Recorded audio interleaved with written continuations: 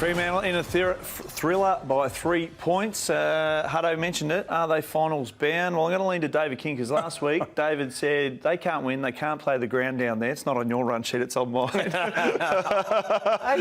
Fremantle, are they finals bound?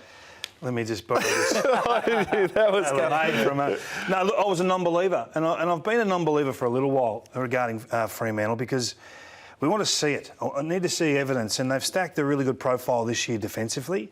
Number one in the competition. They're the hardest to move the ball against. They're the hardest to score against going inside, or when you go inside 50 as an opposition.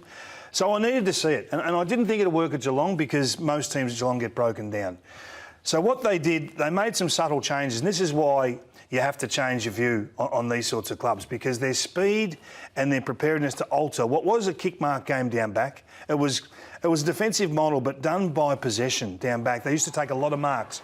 They averaged 94 marks a game over the last few weeks, 68 on the weekend. Look at this. That's normally a dump kick down the line, but they bring it back in. They say to Geelong, "No, we're quick.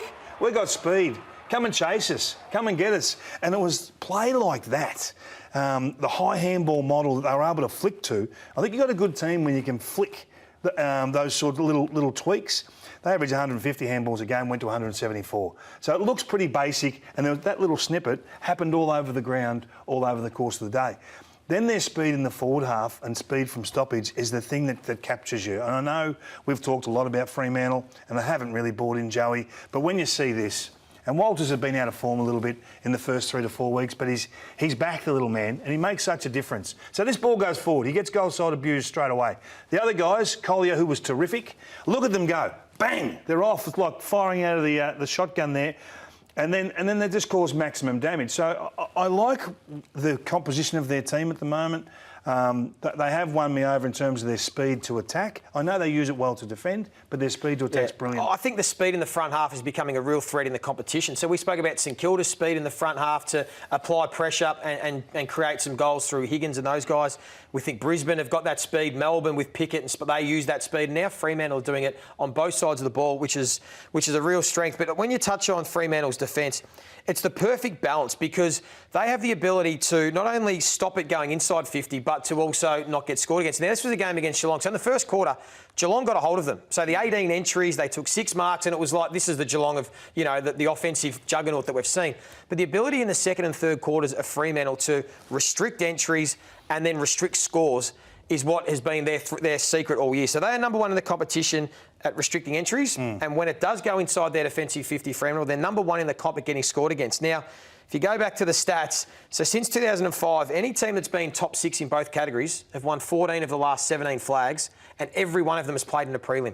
If you're top 6, so you've got the perfect balance of restricting entry, but also when it does go inside defensive 50, defending it. So Melbourne had that last year, and Fremantle are in that category at the moment. So I know there's still a big part of the season to play out, but it is a profile that takes you deep into September. It is on that one angle, but they're poor rating everywhere else. That's my reservation. Poor everywhere else? Well, 12th with the footy, 14th the clearance. Yeah. That'll correct when Fife comes back.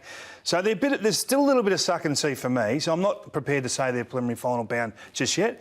That doesn't mean anything that where we rate them, but one without the footy is a big tick. I just want to show you some of their defensive work on the weekend. And they've got that trading up style defence. So if you need to leave your opponent to roll up the field to be more aggressive, but this is the speed we talk about.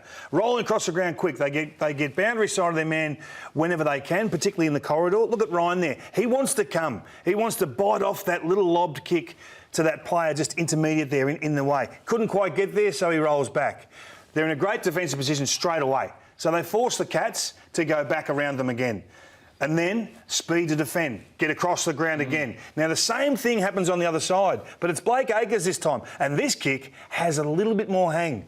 In he comes, intercept, goal, and nearly ices the game. It wasn't iced, we thought it was at that stage, but that's the sort of defensive program that wins big games. Different players doing different things, but everyone responsible and everyone buying in. So ironically, the skinnier ground actually suited Fremantle's defence. We were concerned that you thought it would affect their offence. Well, they trying to switch the ball. Well, they didn't do that. They ran and handballed and played a different... They still coughed up, I think it was 32 points in their defensive half, which was the most for the year. Yeah. So there was a flow on offence. Harder, on offence. So it's more difficult down at that ground. Yeah. But you have to like what they've done.